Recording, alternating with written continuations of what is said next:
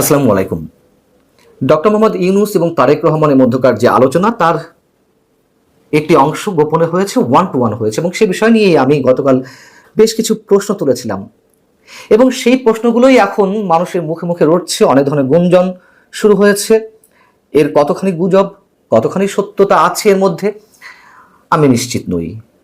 তবে BNP cross ফায়ারে পড়েছে এটুকু নিশ্চিত করে বলা যায়, এবং বিএনপির শীর্ষ নেতারা পর্যন্ত, বলা যায় পুরো দলটিই যে এখনো পর্যন্ত অন্ধকারে রয়েছে সেটিও দলের সিনিয়র নেতাদের কারো কারো বক্তব্যে ফুটে উঠেছে। বিবিসি বাংলাকে দলের স্থায়ী কমিটির সদস্য সিনিয়র নেতা ডক্টর খন্দকার মোশাররফ হোসেন তিনি বলছেন যে লন্ডন বৈঠকের বিস্তারিত যখন তারেক রহমান সাহেব আমাদেরকে দলীয় ফোরামে জানাবেন তখন এইসব বিষয় নিয়ে করণীয় সম্পর্কে আলোচনা হবে, অর্থাৎ বিএনপির আগামীর পথ চলার পথ নকশা কি হবে সে সম্পর্কে নির্ধারণ করা হবে।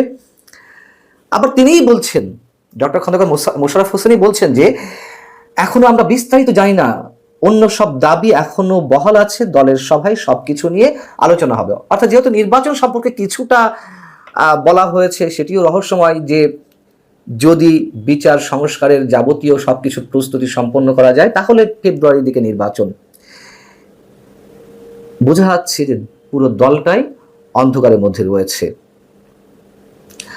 আবার তিনিই বলছেন যে এ নিয়ে দুশ্চিন্তার কিছু নেই, যা কিছু দুশ্চিন্তার ছিল তা সব কেটে গেছে, ফলে সুষ্ঠু রাজনৈতিক পরিবেশ নিশ্চিত হয়েছে। কিভাবে নিশ্চিত হলো, তিনি কিভাবে জানলেন?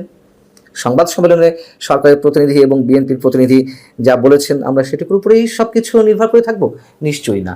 সেই জায়গা থেকেই যে প্রশ্নগুলো আমি তুলেছিলাম 13ই জুন রাতেই বৈঠকের পরে, সেইগুলোই এখন রাজনৈতিক দলগুলোর মধ্যেও প্রশ্ন আকারে উঠছে, গুঞ্জন আকারে ছড়াচ্ছে।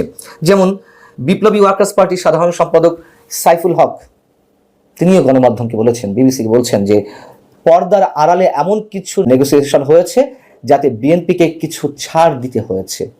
আবার বাংলাদেশের কমিউনিস্ট পার্টি সিপিবি দাবি জানিয়েছে বৈঠকে কি আলোচনা হয়েছে তার সব কিছু খোলাসা করার।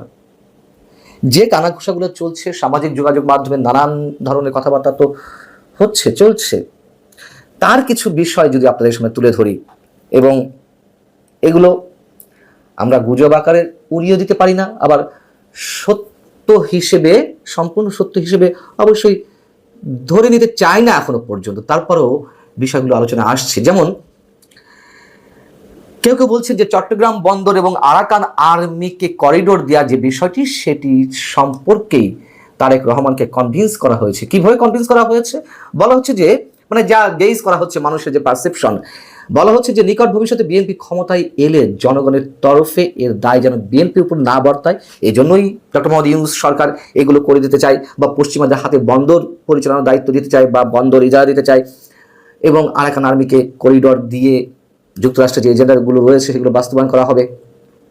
এবং একই সঙ্গে আওয়ামী লীগের অংশগ্রহণ ছাড়া নির্বাচনে পশ্চিমাদের সমর্থন আদায়টা পানির মতো সহজ হবে, যেহেতু পশ্চিমাদের এজেন্ডা বাস্তবায়ন করা হচ্ছে, এবং আওয়ামী লীগ ছাড়া যে নির্বাচন হবে তাতে তাদের পূর্ণ সমর্থন পাওয়া যাবে, এবং এই বিষয়গুলো টনিকের মতো কাজ করবে পশ্চিমাদের পক্ষ থেকে, এমনটাই নাকি বোঝানো হয়েছে। আরও যেটি বলা হচ্ছে যে প্রকাশ্যে জনাব তারেক রহমান এবং ডক্টর মোহাম্মদ ইউনূসের মধ্যে নির্বাচন নিয়ে কথা হলেও প্রকৃতপক্ষে ডক্টর মোহাম্মদ ইউনূস সাহেব নির্বাচন দিতে চান 2026-এর জুনে গিয়েই। তিনি এপ্রিলে বলেছেন জাতির উদ্দেশ্যে ভাষণে, তার আরও 2 মাস পর হয়তো জুনে নির্বাচন দেবেন। যদিও অনেকে বলেন যে নির্বাচন আদৌ এই সরকারের অধীনে হবে কিনা তা নিয়ে যথেষ্ট সন্দেহ রয়েছে। যা হোক, যেগুলো ছড়াচ্ছে, এক্ষেত্রে তিনি সাবেক প্রধানমন্ত্রী শেখ হাসিনা এবং আওয়ামী লীগের নেতৃবৃন্দের বিচার সম্পূর্ণ করার অজুহাত দাঁড় করিয়েছেন যে জুনের মধ্যে, মানে জুনের আগে নির্বাচন দেওয়া হলে এই বিষয়গুলো সম্পন্ন করা সহজ হবে না। আরও যে বিষয়টি আলোচনা আসছে, মোটামুটি যা প্রশ্ন আকারে তুলেছিলাম সেগুলোই আলোচনা আসছে, যে নির্বাচনে জামাত এবং বিএনপির সাথে আসন ভাগাভাগির বিষয়টি। তাতে কি বলা হচ্ছে যে বিএনপিকে 165টি আসন দেওয়ার প্রস্তাব দেওয়া হয়েছে, বাকি 135টি আসন জামাত, এনসিপি মানে ন্যাশনাল সিটিজেন পার্টি এবং অন্যান্য শরিক দল সহ যারা মোর্চার মধ্যে রয়েছে তারা 135টি। আর এই কারণেই মোটামুটি দর কষাকষি করতে ডক্টর মোহাম্মদ ইউনূস লন্ডন সফরে গিয়েছিলেন। আবার কেউ কেউ বলছেন যে ডক্টর ইউনূসের সাথে তারেক রহমানের আলোচনা শুধুই কালক্ষেপণ ছাড়া আর কিছুই নয়।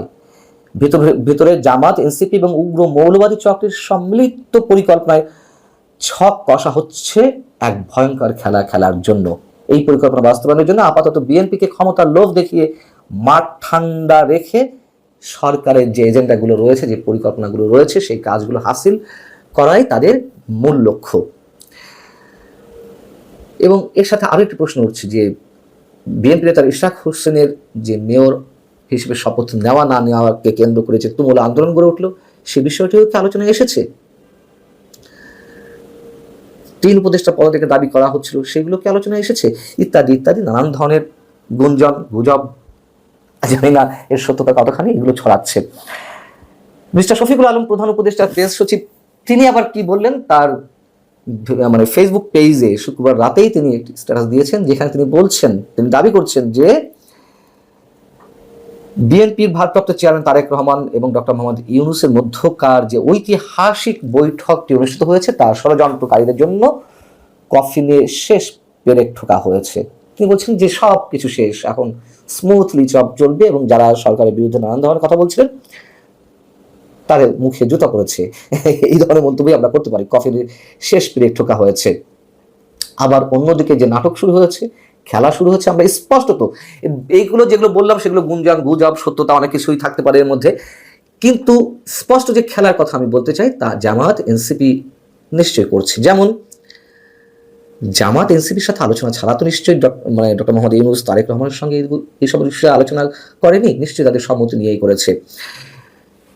জামাত যেমন তাদের যে বৈঠক ছিল, কার্যনির্বাহী কমিটির শনিবারের বৈঠক শেষে একটি বিবৃতি দিয়েছে। সেই বিবৃতিতে বলা হচ্ছে, সরকার এবং বিএনপির পক্ষ থেকে যে যৌথ বিবৃতি প্রদান করা হয়েছে তা বাংলাদেশের রাজনৈতিক সংস্কৃতির ব্যত্যয় বলে আমরা মনে করি। এর মাধ্যমে প্রধান উপদেষ্টা একটি দলের প্রতি বিশেষ অনুরাগ প্রকাশ করেছেন, যা তার নিরপেক্ষতা ক্ষুণ্ণ করেছে।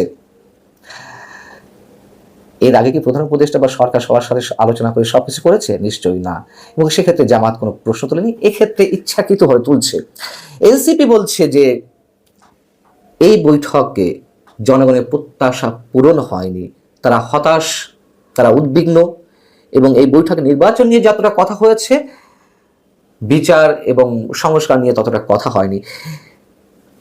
আমি খেলা বলছিলাম এই কারণে যে তারা সরকারের বিরোধিতা করছে, তারা এটি মানতে চায় না।